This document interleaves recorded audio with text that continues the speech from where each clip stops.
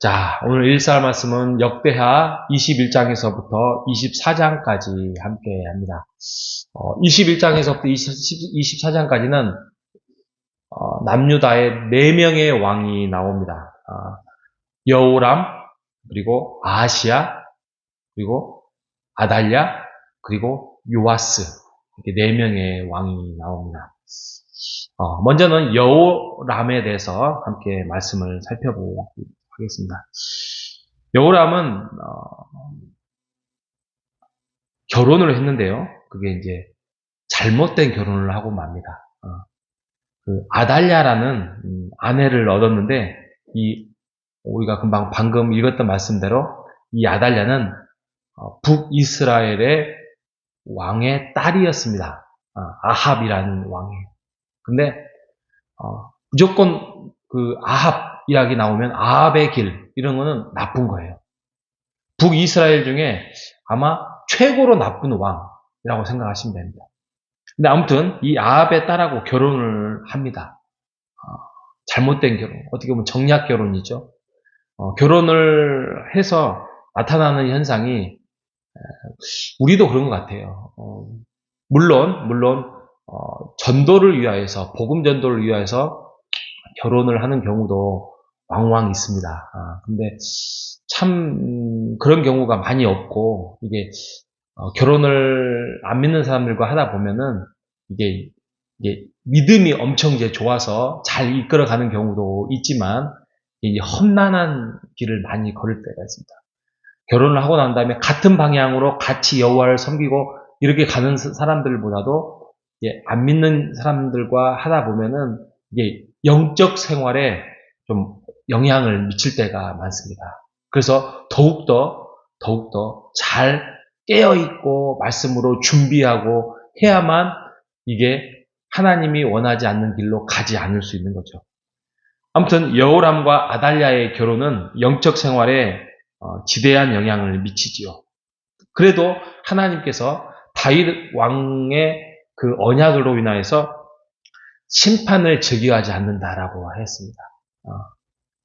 그래서 하나님의 언약, 하나님의 약속, 그래서 하나님이 등불을 끄지 아니하였다 이렇게 말씀을 합니다.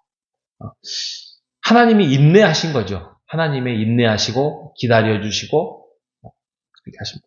그런데 이제 지속적인 그런 하나님의 뜻을 거슬리는 모습을 나타나면 그 등불을 끄진 않지만 하늘의 복, 하나님의 복이 허락하지 않습니다. 그래서 하나님의 인내는 있지만 하늘의 복은 임하지 않는 현상들이 나타나죠. 그런 것 중에 하나가 이제 주변 상황들이 굉장히 힘듭니다. 여호람 때 외부에서 침략이 쳐들어오거나 이런 어려움이 생기지요. 이때 활동했던 선지자가 그 유명한 엘리야예요. 엘리야. 하나님의 사람 엘리야. 그래서 엘리야가 지적을 하면서 편지를 보내고 그렇게 해도 말을 듣지 않지요. 하나님이 징계를 결국에는 합니다.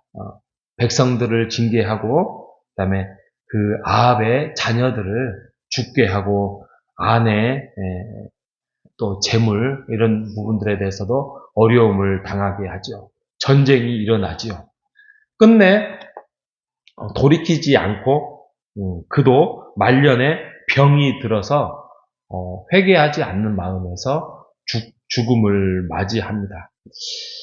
참 어둠의 그 남유다의 어둠의 시대가 열릴 때예요. 그러니까 지금 여호람이 한 8년 정도. 그러니까 그 앞에 그래도 왕의 통치는 좀 길었습니다. 르호보암 17년, 그리고 아사가 41년, 여호사밧이 25년. 그러다가 갑자기 여호람 때 8년 정도 하면서 왕이 끝나게 됩니다.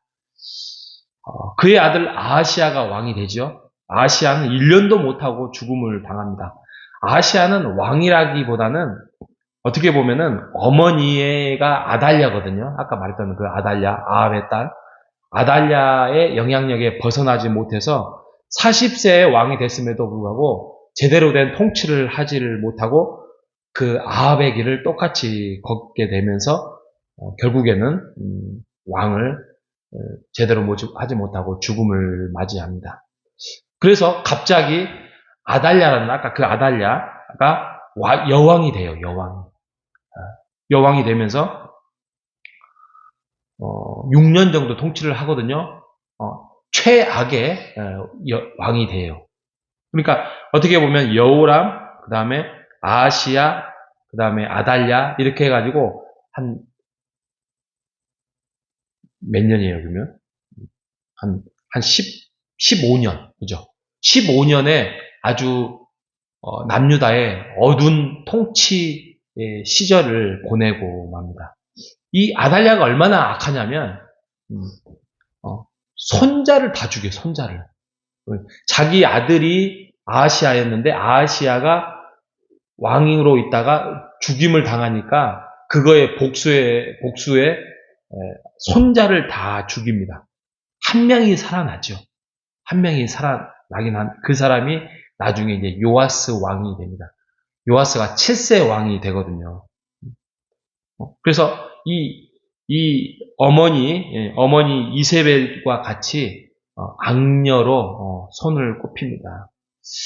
참 무서운 일을 합니다. 사람은 사람인데 어떻게 손자를 죽일 수 있으며 사람은 사람인데 그렇게 악하게 통치를 할 수 있는지, 이것은 이제 사탄이 그 사람을 통하여서 일을 한다, 이렇게 일을 할 정도로 그렇습니다. 결국에는 결국에는 이제 나중에 죽임을 당하는데, 어떻게 죽임을 당하냐면 그 옆에 제사장 여호야다가 있었어요. 여호야다가 더 이상은 안 되겠다. 그래서 그 꼬맹이 요아스 왕자를 숨겨놨다가 나중에 왕으로 등극을 해서 주위에 있는 사람들에게 더 이상의 악행을 하나님 앞에 두고 볼 수 없다. 그래서 개혁을 일으킵니다. 많은 백성들, 많은 사람들이 따르지요. 그래서 아달랴는 죽임을 당하고 요아스가 7세의 왕이 됩니다. 그러니까 7세의 왕을 할 수가 없잖아요. 왕을 할 수 없으니까 대신 어떻게 보면 대리 통치를 한 사람이 바로 여호야다예요. 근데 이 여호야다가 어떻게 보면은 신하잖아요. 신하, 제사장인. 근데 통치를 너무 잘합니다. 하나님의 법과 하나님의 말씀을 쫓아서 너무나도 잘을 해서 굉장히 평안했어요. 여호야다가 130세까지 삽니다. 와, 하나님의 은혜죠. 130세까지 살면서 그때까지 남유다는 제대로 된 통치를 속에서 잘 했어요. 그런데 여호야다가 죽고 난 다음에 그 요아스가 잘못된 길을 가게 되죠. 옆에 있는 나쁜 신하들의 동조를 따르고 아세라 목상을 우상으로 섬기고 선지자 스가랴에 그러지 말라고 경고를 하는데도 그를 죽입니다. 그러면서 요아스도 40년이라는 통치, 그러니까 어떻게 보면 한 반 정도 했을까요? 그리고 나머지 인생을 자기가 통치를 하는데도 제대로 된 하나님의 율법대로 하지를 못해서 비참한 죽음을 맞이하면서 요아스도 죽음을 맞이하게 되지요. 그리고 난 다음에 나중에 또 아마시아가 왕이 되고, 그 내일 말씀인데요. 우리가 이 4명의 왕을 통해서 우리가 다시 한번 생각을 해볼 게 있습니다. 우리의 기준은 하나님의 말씀이 돼야 됩니다. 하나님의 뜻이 돼야 되고 하나님이 하라고 하지 말라고 하는 것을 잘 구분해서 우리의 욕심을 내려놓고 그 길을 쫓아갈 때에 당장에 그것이 눈에 보이지 않는다 할지라도 우리에게는 하나님이 칭찬받을 수 있는 행동을 해야 된다는 것입니다. 잘못된 행동을 할 수도 있어요. 그러면 빨리 돌이키는 거. 이게 회개죠. 터닝 포인트 하는 거죠. 그래서 우리가 이런 역사, 이런 통치, 왕들의 모습을 통해서 왕들이 무엇을 잘하고 무엇을 잘못하고 버릴 것은 버리고 취할 것은 취하는 이것이 바로 성경이 이런 이스라엘의 왕들이 우리에게 말씀으로 등장하는 이유입니다. 오늘 하루도 온전한 하나님의 말씀을 쫓아서 살아가는 우리 모두가 되시기를 주님의 이름으로 축복합니다. 하나님 감사합니다. 오늘 또 말씀을 통하여서 4명의 왕들을 우리가 살펴보았습니다.